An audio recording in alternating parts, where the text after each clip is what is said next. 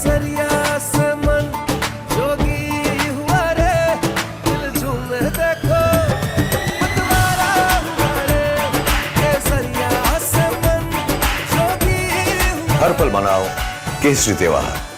विमल, बोलो जुबान केसरी।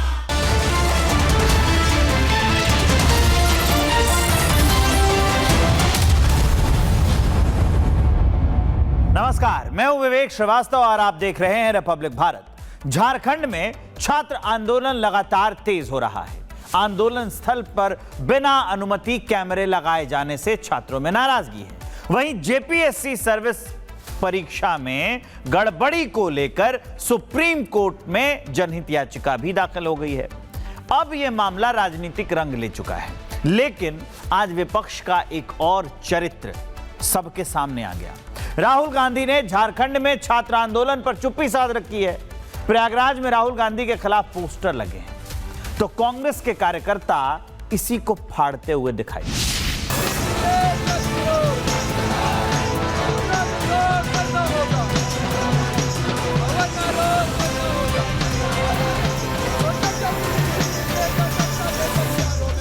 ये तस्वीरें देखिए आपके सामने कि अब ये पूरा आंदोलन कैसे अब निगरानी में अब रहने वाला है। लगभग 10 से 12 कैमरे हर जगह इंस्टॉल किए गए। जो आंदोलन की देखिए यहाँ पर दायरा है उसको भी बढ़ाया गया। जानकारी हमको नहीं है। कौन से लोग हैं जो लगा रहे हैं कैमरे? हमको पता नहीं पता। अरे जो कैमरा लगा रहे हैं उनके साथ अधिकारी रहेंगे, कैमरा लगेगा, और अधिकारी नहीं रहे कैमरा नहीं लगेगा। झारखंड में छात्र आंदोलन लगातार तेज हो रहा है। आंदोलन स्थल पर बिना अनुमति कैमरे लगाए जाने से छात्रों में नाराजगी है। छात्रों का कहना है कि प्रशासन ने उनकी अनुमति के बिना कैमरे लगाए हैं और हर 10-15 मीटर पर कैमरे मौजूद हैं।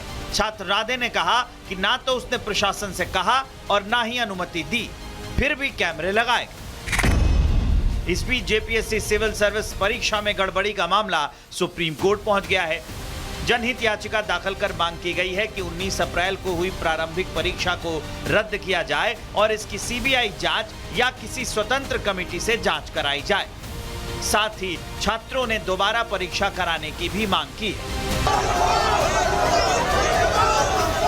अब ये आंदोलन राजनीतिक रंग भी ले चुका है। डुमरी से विधायक और झारखंड लोकतांत्रिक क्रांतिकारी मोर्चा के नेता जयराम महतो, जिन्हें लोग टाइगर महतो भी कहते हैं, छात्रों के समर्थन में आंदोलन स्थल पर वो पहुंचे। उन्होंने कहा कि वो खुद छात्र आंदोलन से निकले हुए नेता हैं और सरकार को छात्रों की पीड़ा समझनी चाहिए। चेतावनी दे डाली कि अगर सरकार ने जेपीएससी परीक्षा रद्द नहीं की तो 10 अगस्त को छात्रों का आक्रोश झेलना पड़ेगा। लूपहोल का मूल कारण है कि छात्र जो है इस करप्शन में उनके लोग सामने आ जाएंगे।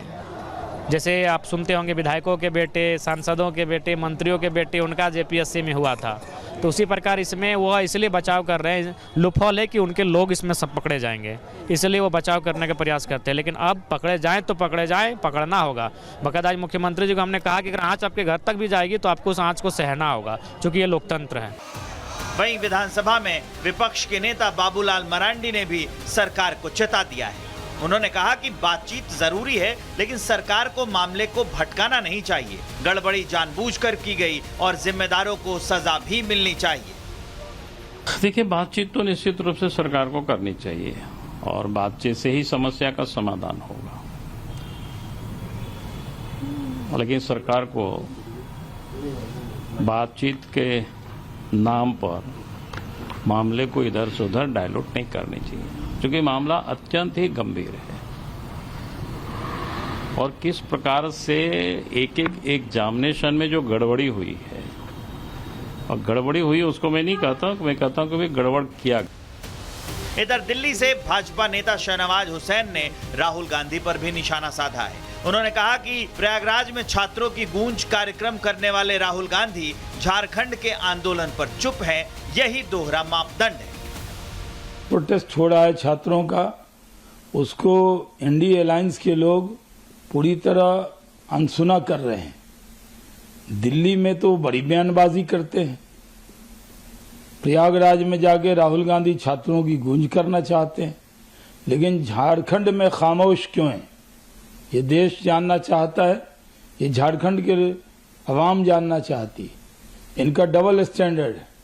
जो लोग बड़ी बड़ी बयानबाजी जंतर मंतर के लिए कर रहे थे, वो झारखंड के अंदर खामोशी से एक चुप्पी साधे हुए हैं। लेकिन ये बात यही नहीं रुक रही है। प्रयागराज में तो पोस्टर फाड़े जाने लगे हैं। ये पोस्टर राहुल गांधी के विरोध करने के लिए लगाए गए थे। ये पोस्टर राहुल गांधी से सवाल पूछ रहे थे कि अगर आप जंतर मंतर पर छात्र के हितैषी बनने का ढोंग कर रहे हैं तो यहाँ रांची में आपका छात्र प्रेम कहाँ चला गया है। लेकिन ये सवाल कांग्रेस को रास नहीं आ रहे, इसलिए उसी के नेता पोस्टर फाड़ रहे हैं शहर में घूमकर।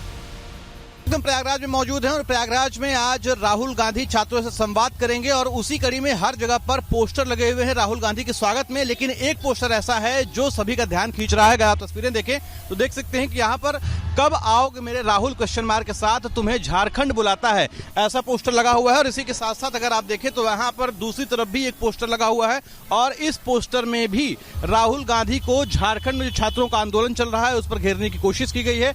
और यहाँ पर आप देखें तो एक मीम बनाया गया है, नीट पर हिपोक्रेसी की भी सीमा होती है, प्रयागराज वाओ झारखंड छी, और इसमें राहुल गांधी की तस्वीर लगाई गई है।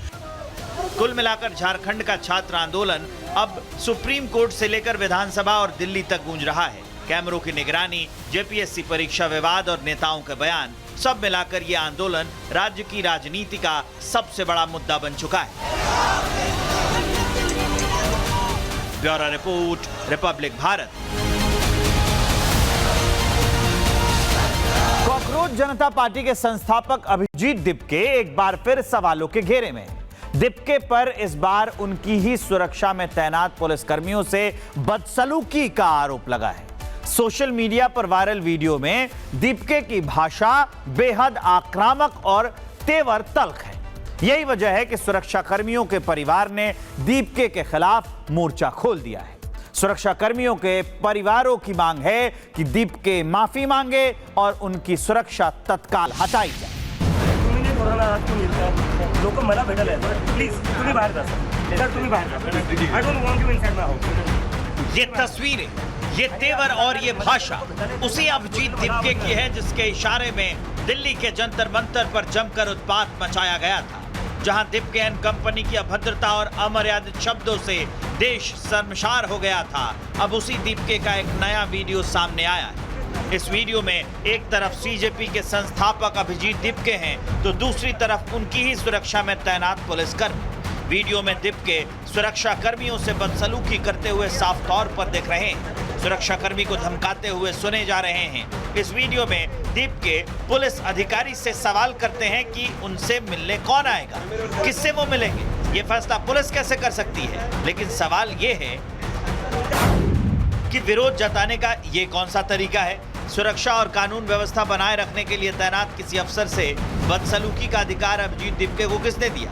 दिपके किसी सुरक्षा कर्मी को बाहर निकलने के लिए कैसे कह सकते हैं। I don't want you inside my house, तुम्ही बाहेर जा। आणि असं चालणार नाही, मला जे लोक भेटायला येतात त्यांना असं बोललेलं मला आवडणार नाही, प्लीज। आपले सर कुठे दुसरे।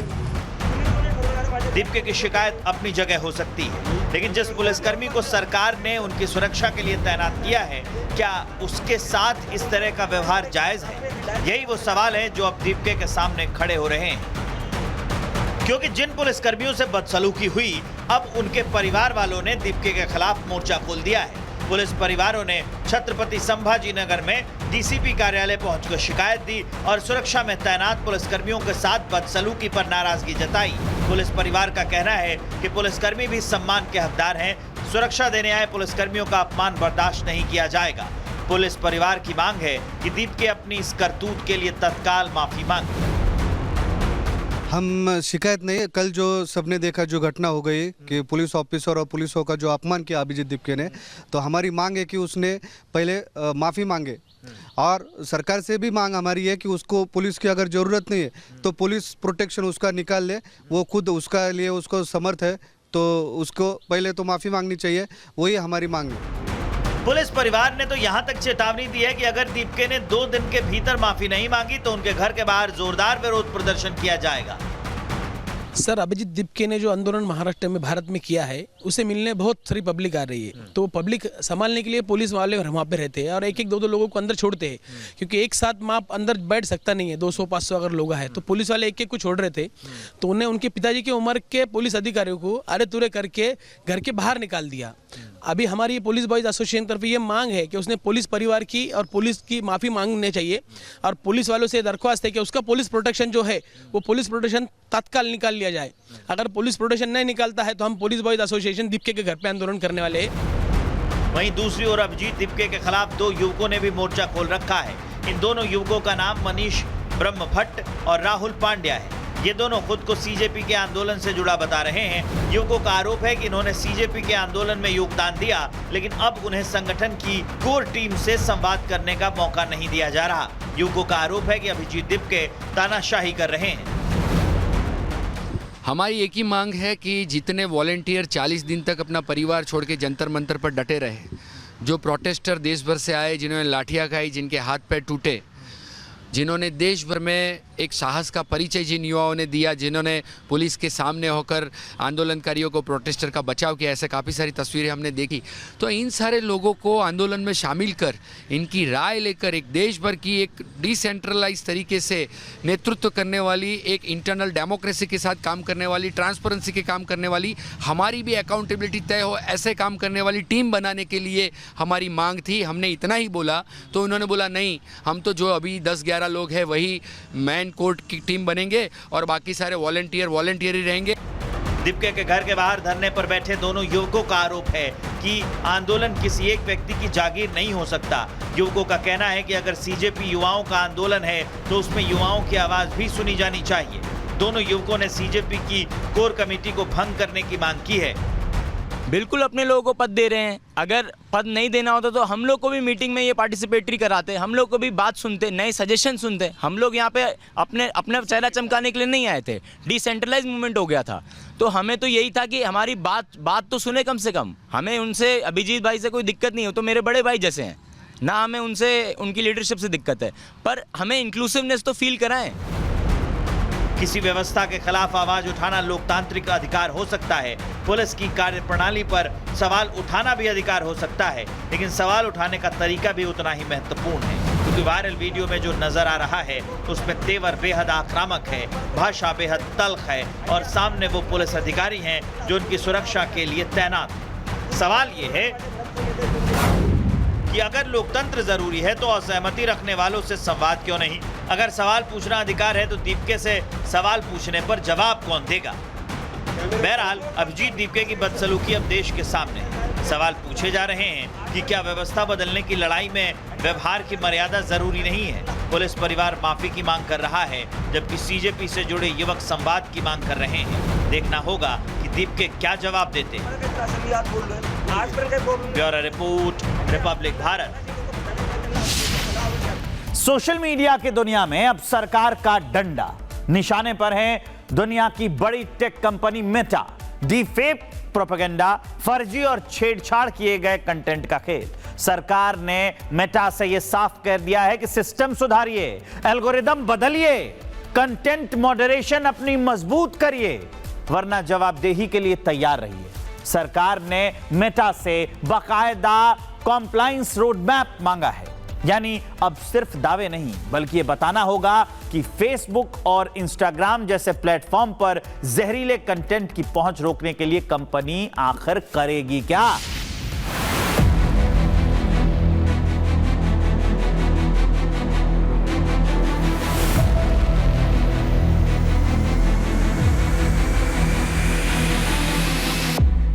सोशल मीडिया प्लेटफॉर्म मेटा को लेकर केंद्र सरकार ने अपना सख्त रुख दिखा दिया है। सरकार ने कंपनी से कहा है कि वो अपने प्लेटफॉर्म पर फैलने वाले डीपफेक, प्रोपेगेंडा, भ्रामक जानकारी और छेड़छाड़ किए गए कंटेंट को रोकने के लिए अपनी कंटेंट मॉडरेशन व्यवस्था को और मजबूत करे। सरकार ने मेटा से एक विस्तृत कॉम्प्लायंस रोड मैप भी मांगा है। इसमें कंपनी को बताना होगा कि वो अपने प्लेटफॉर्म पर ऐसे कंटेंट की पहुंच रोकने के लिए क्या कदम उठाने जा रही है। सरकार ने साफ शब्दों में कह दिया है कि मेटा को कंटेंट मॉडरेशन व्यवस्था और मजबूत करनी होगी, एल्गोरिदम में बदलाव करना होगा, हानिकारक कंटेंट की पहचान तेजी से करनी होगी, फ्लैग किए गए कंटेंट पर कड़ी कार्रवाई करनी होगी। सरकार की सबसे बड़ी चिंता मेटा के रिकमेंडेशन एल्गोरिदम को लेकर है। दरअसल सोशल मीडिया पर यूजर को कौन सा कंटेंट दिखेगा और कौन सा कंटेंट ज्यादा लोगों तक पहुंचेगा, इसमें एल्गोरिदम की बड़ी भूमिका होती है। सरकार चाहती है कि मेटा एल्गोरिदम में बदलाव करे, डीप फेक, मॉफ तस्वीरें, प्रोपेगेंडा और भ्रामक कंटेंट पर रोक लगे। सरकार का कहना है कि सिर्फ कंटेंट को हटाना काफी नहीं है, भ्रामक कंटेंट को ज्यादा लोगों तक पहुंचने से रोकना बेहद जरूरी है। यानी वायरलिटी के नाम पर फर्जीवाड़े को खुली छूट नहीं मिलेगी। इस मामले को लेकर इलेक्ट्रॉनिक्स और सूचना प्रौद्योगिकी मंत्रालय और मेटा के अधिकारियों के बीच में बैठक भी हुई। मेटा की टेक्निकल टीम ने अपने मौजूदा सिस्टम की जानकारी दी। कंपनी ने बताया कि उसके प्लेटफॉर्म पर नुकसानदायक कंटेंट की पहचान कैसे की जाती है, कंपनी उसके बाद क्या कार्रवाई करती है। वहीं सरकार ने कंपनी से कहा कि डीपफेक और दूसरे मैनिपुलेटेड कंटेंट की पहचान और उस पर कार्रवाई के सिस्टम को और बेहतर बनाया जाए। मेटा के सिस्टम में मौजूद कुछ कमियों और भारतीय कानूनों के पालन से जुड़े मुद्दों पर भी चर्चा हुई। इतना ही नहीं, सरकार ने मेटा से सरकारी विभागों की क्विक रिस्पांस टीम यानी QRTS के साथ बेहतर तालमेल बनाने को भी कहा। इन टीमों का काम सोशल मीडिया पर फैलने वाली अफवाहों, फर्जी खबरों और आपत्तिजनक कंटेंट की पहचान कर जल्द कार्रवाई करना है। सरकार चाहती है कि अगर कोई सरकारी एजेंसी किसी कंटेंट को फ्लैग करती है तो मेटा उस पर तेजी से कार्रवाई करे, खासकर डीप फेक वीडियोस, एडिटेड तस्वीरों और भ्रामक जानकारी को लेकर सरकार तेजी से कार्रवाई चाहती है। दरअसल आर्टिफिशियल इंटेलिजेंस के बढ़ते इस्तेमाल के साथ डीप फेक का खतरा भी बढ़ा है। AI की मदद से किसी व्यक्ति के चेहरे और आवाज को बदलकर ऐसा वीडियो बनाया जा सकता है जो देखने में असली लगे। ऐसे वीडियोस और तस्वीरें सोशल मीडिया पर तेजी से वायरल हो सकते हैं और लोगों के बीच गलत जानकारी फैला सकते हैं। सरकार चाहती है कि सोशल मीडिया कंपनियां AI से बने और छेड़छाड़ किए गए कंटेंट को पहचान के लिए अपने तकनीक सिस्टम को मजबूत करे। सरकार ने मेटा से साफ कहा है कि भारत में काम करने वाले सोशल मीडिया प्लेटफॉर्म्स को भारतीय कानून का पालन करना होगा। फर्जी जानकारी, डीप फेक और अवैध कंटेंट को फैलाने से रोकना होगा। सरकार की मांग है कि ऐसे कंटेंट की पहचान जल्दी हो और कार्रवाई में देरी ना हो। मेटा के लिए संदेश साफ है, भारत में प्लेटफॉर्म चलाना है तो सिर्फ यूजर बढ़ाना काफी नहीं है, जिम्मेदारी निभानी होगी। डीप फेक पर लगाम, एल्गोरिदम में सुधार और कंटेंट मॉडरेशन में मजबूती लानी होगी, वरना सरकार का अगला कदम सिर्फ सवाल नहीं जवाबदेही भी तय कर सकता है। Bureau report, republic Bharat. Jhansi jail से प्रयागराज जा रहे अतीक अहमद के बेटे अली अहमद के काफिले का रास्ता बदला गया। पहले योजना थी कि काफिला बुंदेलखंड एक्सप्रेसवे से जाएगा, लेकिन सुरक्षा कारणों से इसे झांसी कानपुर हाईवे पर मोड़ दिया गया। जालौन जिले के बड़ा गांव में काफिला करीब 2 मिनट के लिए रोका गया और फिर प्रयागराज की ओर रवाना हुआ। इस दौरान जालौन पुलिस की काली स्कॉर्पियो भी काफिले में शामिल हो गई। अब कुल 6 गाड़ियों का यह काफिला प्रयागराज की ओर बढ़ता हुआ दिखाई दिया। अली अहमद अपने भाई अबान अहमद के जनाजे में शामिल होगा। पूरे रास्ते पर सुरक्षा एजेंसियां हाई अलर्ट पर हैं और हर जगह सख्त निगरानी रखी जा रही है।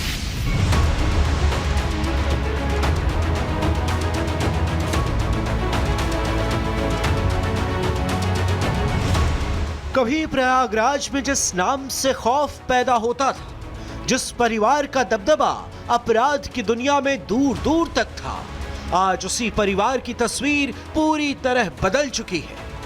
अतीक अहमद का कुनबा, एक ऐसा परिवार जिसके कई नाम कभी सुर्खियों में रहते थे, आज कोई जेल में है, कोई फरार है, कोई दुनिया छोड़ चुका है और जो बचा है वो अपनों से दूर है। अब इस बिखरते कुनबे की सबसे दर्दनाक तस्वीर सामने आई जब अतीक के 5वें बेटे अबान को उसी कब्रिस्तान में दफनाया गया जहां उसके पिता अतीक अहमद और भाई असद की कब्रें हैं। आपको बता दें, 6 अगस्त को प्रयागराज से झांसी जाते वक्त सड़क हादसे में अबान की मौत हो गई थी। 2 दिन बाद उसके जनाजे में शामिल होने के लिए उसके बड़े भाई उमर और अली को जेल से बाहर लाया गया। दोनों भाइयों को इलाहाबाद हाई कोर्ट से सशर्त कस्टडी पैरोल मिली थी। समय तय था, मुलाकात तय थी और सुरक्षा ऐसी कि हर कदम पुलिस की निगरानी में था। कसारी मसारी कब्रिस्तान में पहले दोनों भाइयों ने जनाजे की नमाज अदा की, फिर अपने भाई के जनाजे को कंधा दिया। जिस वक्त भाई को मिट्टी दी जा रही थी, उमर और अली अपने आंसू नहीं रोक पाए। दोनों भाई फूट फूट कर रो पड़े। लेकिन इस पूरे जनाजे में एक शख्स का इंतजार सबसे ज्यादा था, अबान की मां शाइस्ता परवीन का। मगर शाइस्ता नहीं आई। जिस बेटे को मां की सबसे ज्यादा जरूरत थी, उसकी आखिरी विदाई में भी मां मौजूद नहीं थी। शाइस्ता परवीन लंबे वक्त से फरार है और अबान की मौत के बाद भी वो सामने नहीं आई। अबान के जनाजे में जब अतीक का चौथा बेटा अहजम कब्रिस्तान पहुंचा तो वहां भीड़ उमड़ पड़ी। लोग बैरिकेडिंग तोड़कर अंदर घुसने की कोशिश करने लगे।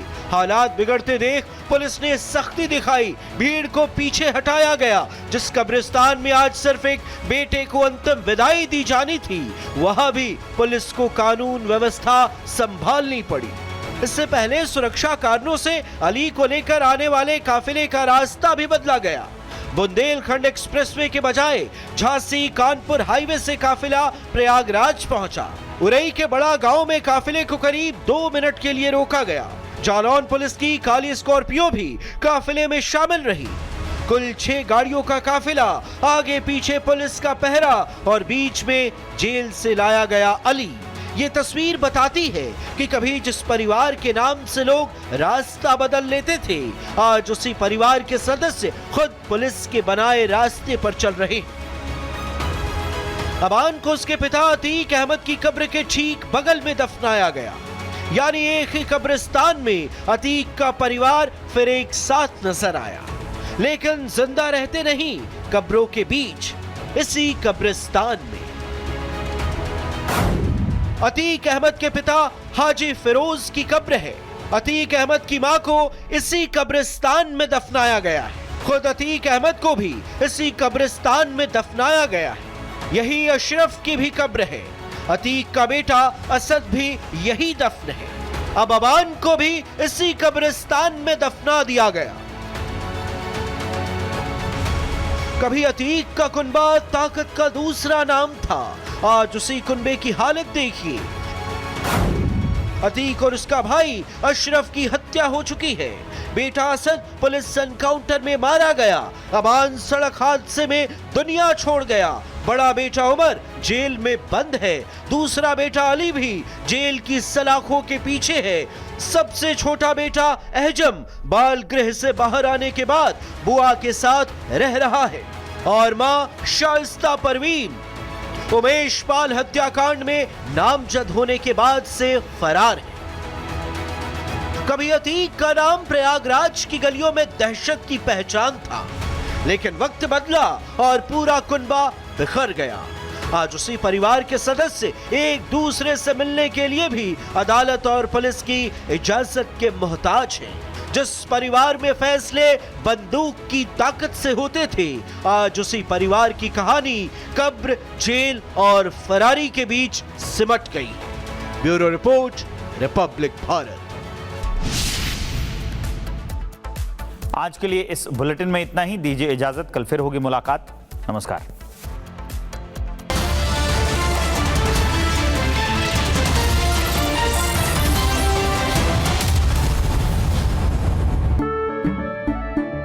केसरिया से मन जोगी हुआ रे, दिल झूमे देखो मतवारा हुआ रे। केसरिया से मन जोगी हुआ। हर पल मनाओ केसरी त्योहार। विमल, बोलो जुबान केसरी।